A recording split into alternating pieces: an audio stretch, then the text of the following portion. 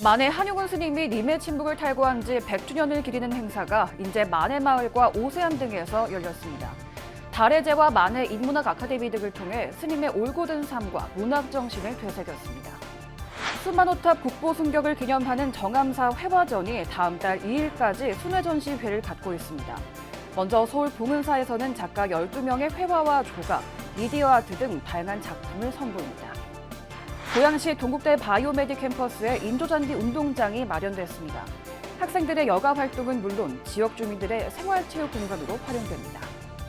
BBS가 만난 사람은 사회적 약자를 대변하는 조계종기관 사회노동위원회의 부위원장 고금 스님을 초대했습니다.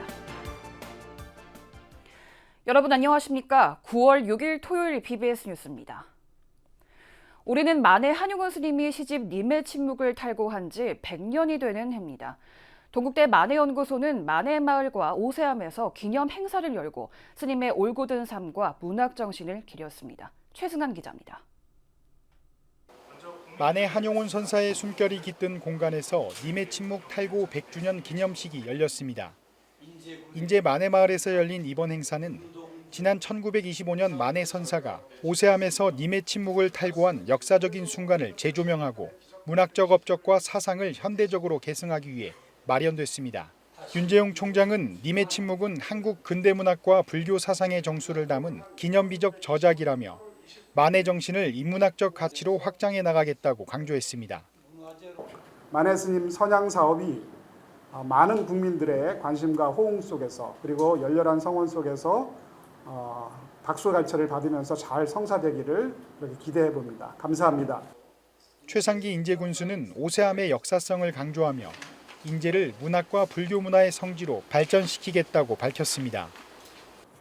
인제군에서도 만해 선사께서 전하신 뜻을 이어받아 자유와 평화, 사람을 향한 가치를 군중 속에 담아가도록 하겠습니다.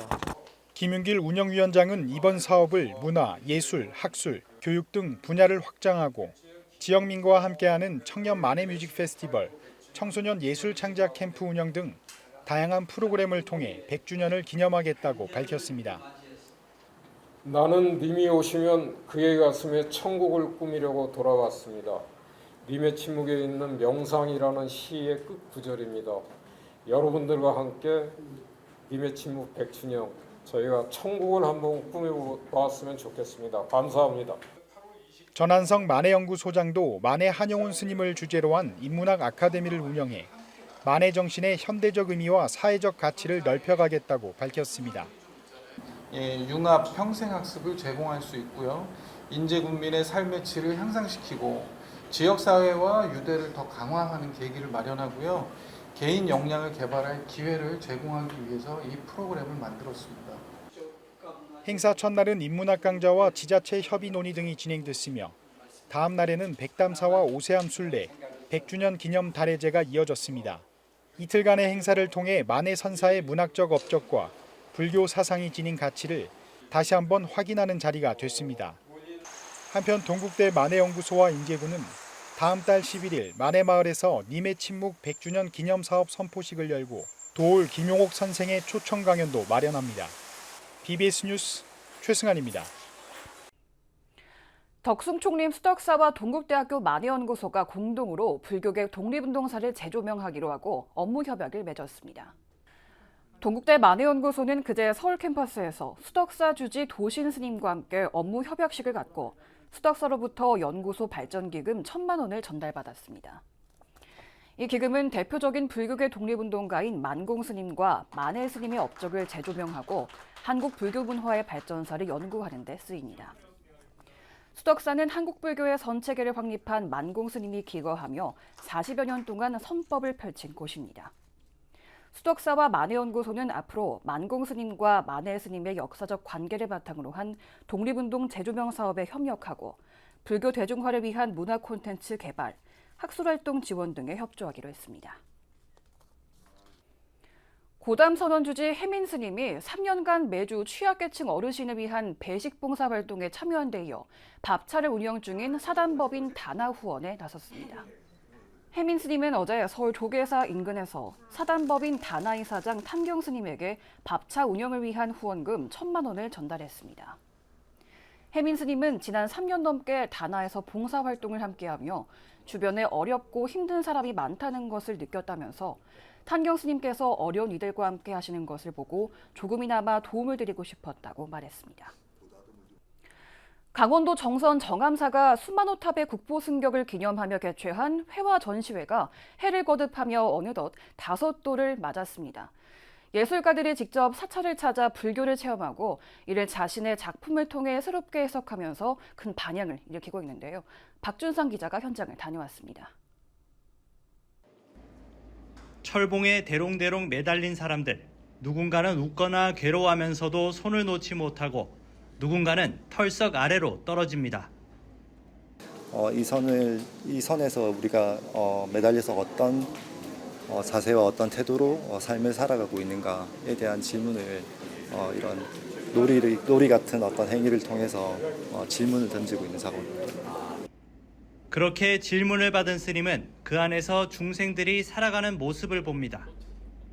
자기 삶이라는 것, 또 고정관념 이런 걸 붙들고 있지. 그 업력에 의해서 붙들고 있다는 건데, 그러나 그걸 놔버릴 수만 있으면은 우리가 도리어 안심으로 돌아가고 자유인으로 돌아가고.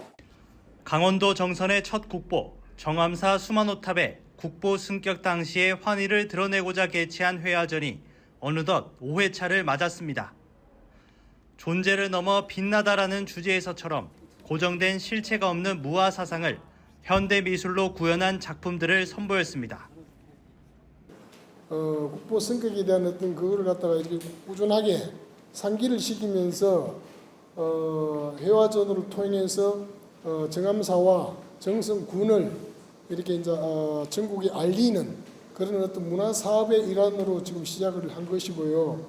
지금 당초 지역 신진 작가들을 발굴하는 성격이 강했지만 회를 거듭할수록 불교의 사상과 철학을 깊이 있게 드러내는 작품들이 늘고 있습니다. 그동안 구상회화에서 지금 아마 전반적으로 보시면은 추상회화 작품들이 많이 보이실 겁니다. 아마 무아라고 하는 어떤 그 개념과 추상회화가 좀 맞닿아 있는 그런 지점이 있어서 특히 이번 전시회에 참여한 작가 12명을 대상으로 올해 초 템플스테이 워크숍을 진행했는데 직접 사찰의 분위기와 불교 사상을 접하고 느낀 점을 반영한 작품들이 눈길을 끌었습니다.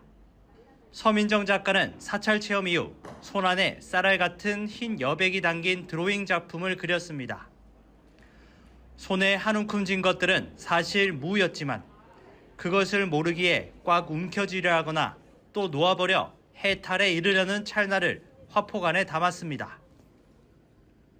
항상 뭔가 지려고 해도 결국 남는 게 없구나라는 거를 깨닫는 순간과 아직도 거머쥐려고 하는 그 순간의 경계를 표현하려고 해봤어요. 작가들은 정선의 정치와 공간에 깃든 기억을 작품 속에 담기도 또 수만호탑을 마주하고 느낀 것들을 색과 형태로 풀어내면서 주목받기도 했습니다. 수만호탑에 관련된 작업을 하면서도 그런 캔버스 앞에서 사람들이 봤을 때 뭔가 이제 명상적으로 깊이 집중할 수 있는 시간이 되었으면 하는 생각으로 작업. 이번 전시는 8일까지 서울 봉은사 보우당에서 열린 이후 10일부터 22일까지 강원랜드 하이원 컨벤션홀, 24일부터 10월 2일까지 정선 아리센터에서 진행됩니다. 존재는 끊임없이 변화한다는 무아의 가르침은 화폭 속에서 각각의 의미로 다가가고 있습니다. BBS 뉴스 박준상입니다. 동국대학교 바이오메딕 캠퍼스에 새로운 명소가 생겼습니다. 개교 이후 처음으로 인조잔디 운동장을 마련했는데 학생들의 체육 활동은 물론 지역 주민들의 생활체육 공간으로도 개방될 예정입니다. 최유리 기자가 현장을 다녀왔습니다. 푸른빛의 잔디가 빼곡히 깔린 운동장이 눈앞에 펼쳐집니다.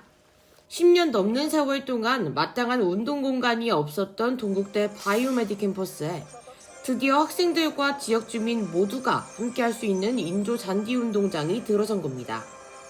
이곳은 지난 2023년 경기도 건강체육시설 지원 사업에 선정돼 학교와 지역의 지원 아래 조성됐습니다.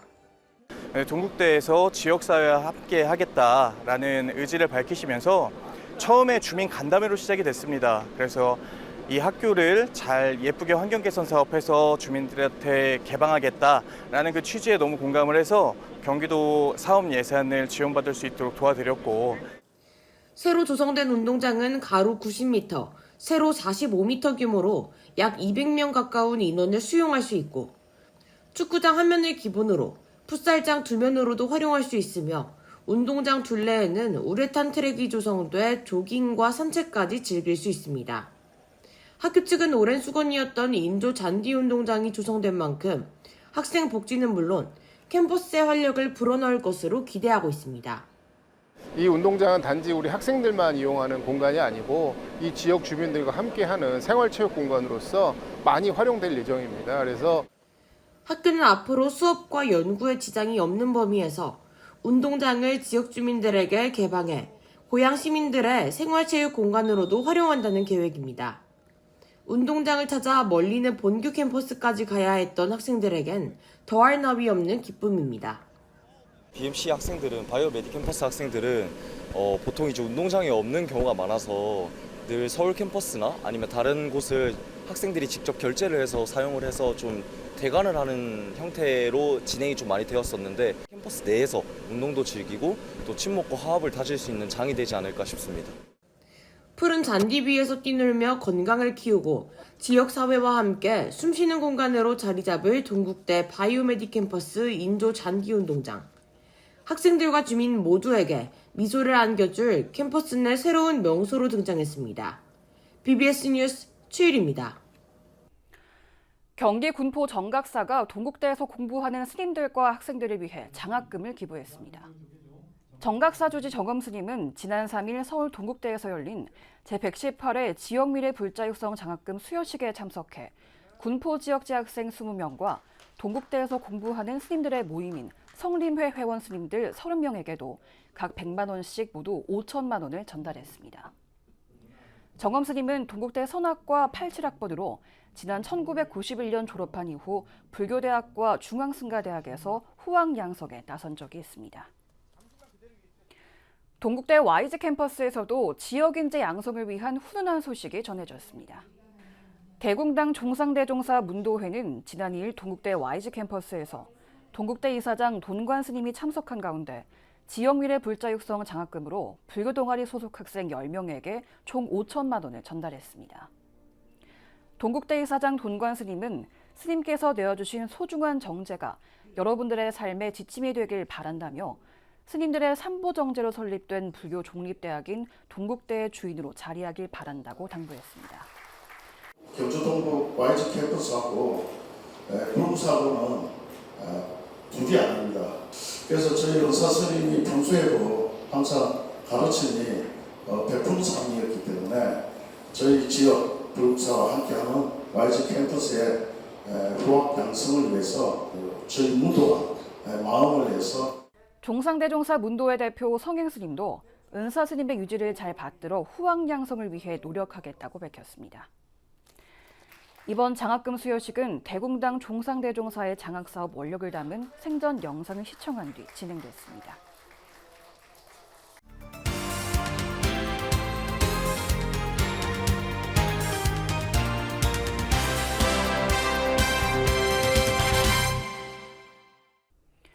조계종에는 사회노동위원회라는 기관이 있습니다. 사회적 약자들의 아픔을 어루만져주고 그들의 목소리를 대변하는 곳인데요. 얼마 전 국회를 통과한 노란봉투법을 비롯해서 중대재해처벌법, 차별금지법 등의 실현을 위해 힘써오며 송파새 모녀나 이주 노동자 괴롭힘 사건 같은 사회적 재난이 되풀이되지 않기 위한 역할을 10여 년째 이어오고 있습니다.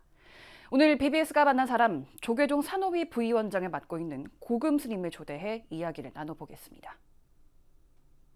네, 조계종 사회노동위원회 부위원장 고금 스님 나오셨습니다. 스님 어서 오십시오. 네, 반갑습니다. 네, 스님 먼저 조계종 사회노동위원회 산호위에서는 어떤 일을 하는지 좀 설명을 해주시죠. 네, 조계종 사회노동위원회라고 하는 것은 세상에 힘들거나 사회적 약자 내지는 그런 노동의 문제, 네. 또 인권의 문제 등 포함해서 모든 사회에서 일어나는 모든 일들에 대해서 부처님의 자비정신으로 네. 스님들 또는 또 스님들 위시로 해서 또 제가위원 합쳐서 활동하고 있는 단체를 사노위, 네, 사회노동위원회 이렇게 합니다. 표현합니다. 예. 사실 이제 뭐 용산 참사, 세월호 참사 현장, 또 항공기 참사 현장에도 조계종 산호위가 있었고요. 네. 지금 다시 떠올려도 참으로 가슴이 아픈 일인데 그 현장에서는 어떠셨어요? 현장은 정말 참을하고 또 암울한 부분들이 많은 게 네. 사실 많은 분들이 참사가 일어나면 어떻게 해야 될지를 잘 모르는 경우들이 굉장히 많더라고요. 아무리 뭔가 하려고 해도 사실 개인적 위로는 다 충족되기는 어렵겠지만 네. 하는 방법이라든지 이런 부분들을 조금씩 알려드리고 함께 하는 거죠. 그 이제 새 정부 들어서 차별금지법 제정 여부에 다시 이제 관심이 모아지고 네. 있는데요. 산호위에서는 이 차별금지법을 제정해야 된다 이런 활동 그동안 펴오셨죠. 네, 그렇죠. 예. 부처님의 평등사상, 자비사상을 그대로 현실에서도 좀 구현해 보려고 하는 노력들인데요. 예.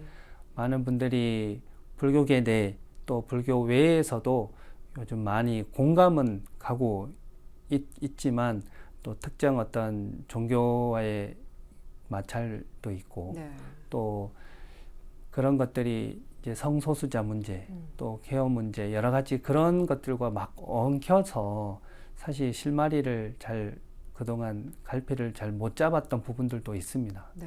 하지만 그런 부분들은 작은 부분들이고 큰 부분들은 계속 부처님의 자비평등 사상을 계속 실천해보자 이런 뜻이기 때문에 많은 분들이 공감해 주실 거라고 또 앞으로도 지지해 주실 거라고 생각이 듭니다. 그리고 또 하나의 이슈가 된 사건이 있었죠. SPC 삼립 이 공장에서 연이어 발생한 산재 사망 사건. 이 사안 해결에 나서실 때 좀 화가 많이 나셨을 것 같아요. 이건 정말 해결할 수 없는 것이 아니라 많은 분들이 해결을 안 하려고 하는 거다. 이럴 정도까지 사람들의 공분이 있었는데요. 그렇죠. SPC 양재동 그 본사 앞에서 49제를 하면서 그때도 정말 많은 분들이 좀 슬프고 통탄했고 좀 앞으로는 정말 잘 해주십사 그런 일들이 정말 재발되지 않도록 많은 분들이 기원하고 바람을 가졌었던 그런 49제였었습니다. 네. 그래서 저도 이제 낭독을 했었었는데 저도 모르게 이제 막 좀 안에서 화가 좀 일어났던 부분들이 있었습니다. 네. 이재명 대통령이 어떤 이런 그 노동자들이 노동 현장에서 다치고 사망하는 이런 일들에 대해서 강력한 처벌을 주문했는데 좀 달라졌습니까? 어떻습니까? 아직 현장에서는 좀 아직 시간차가 조금 있는 것 같습니다. 네. 물론 이제 전 정부보다는 좀 더 적극적이고 또 이렇게 관심을 가져서 지시도 하고 하는 부분들은 굉장히 좋지만 예. 아직 현장에서는 그게 느껴질 정도로는 아닌 것 같습니다. 조계종 산호위 부위원장 고금 스님 만나고 있습니다. 네, 스님 얘기를 좀 했으면 싶습니다. 스님. 19회 출가를 하셨고요.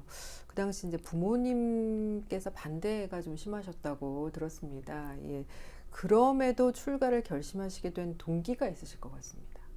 지금 저희 은사 스님이신 위자 태자 아래자 영자 쓰시는데 스님께서 물론 출가자로서도 수행 정진을 잘 하셨지만 우리 동네 이 일에 대해서 또 마을 사람들에 대한 도움, 그 다음에 마을에 대한 이 일에 대해서 정말 홍반장처럼 그렇게 열정적으로 또 함께하는 모습을 보고 개인적으로는 부처님 공부를 하지만 사회적으로 내지는 또 우리 동네에서 현실적으로는 이렇게 이익을 주고 동네 사람들한테 밝게 웃어주고 함께하고 이런 모습을 보면서 나도 그러면 저렇게 내 공부도 하면서 사람들한테 많은 이익을 드려야 되겠다.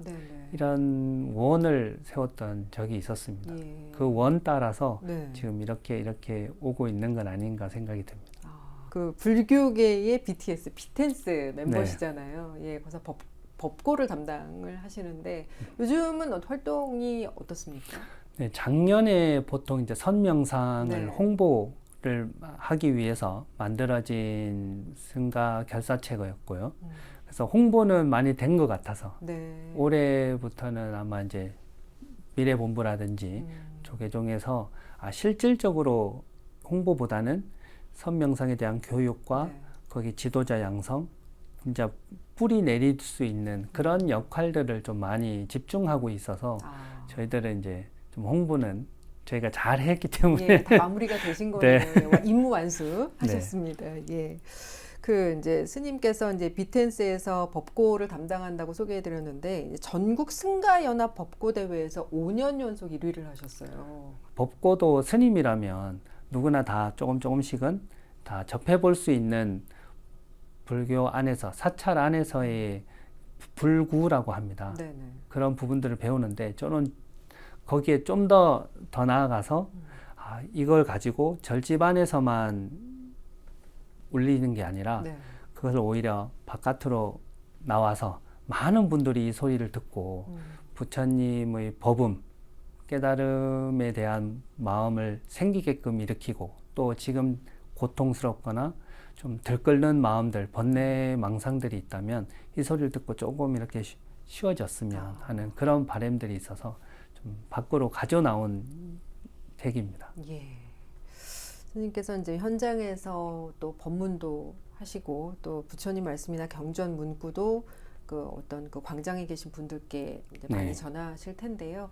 끝으로 우리 애청자 분들께 전하고 싶은 말씀 한 말씀 해주시죠.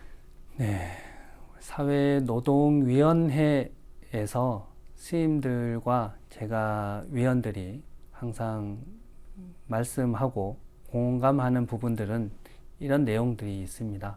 부처님 말씀에 이제 상불경 보살이라는 그런 보살님이 계세요.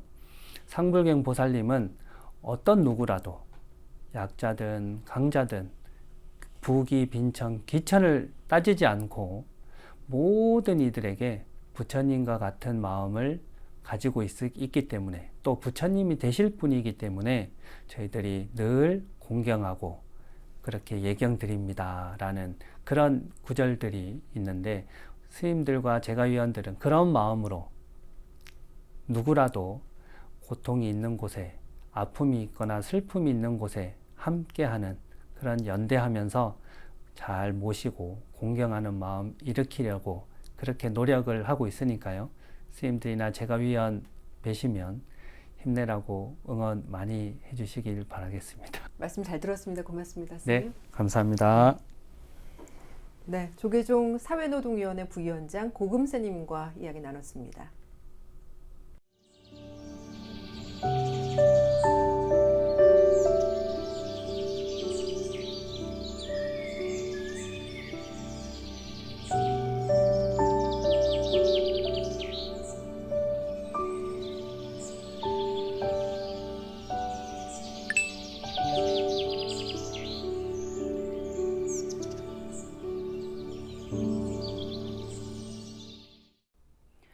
(9월 6일) 토요일 백중날에 준비한 소식은 여기까지입니다. 시청해주신 여러분 고맙습니다.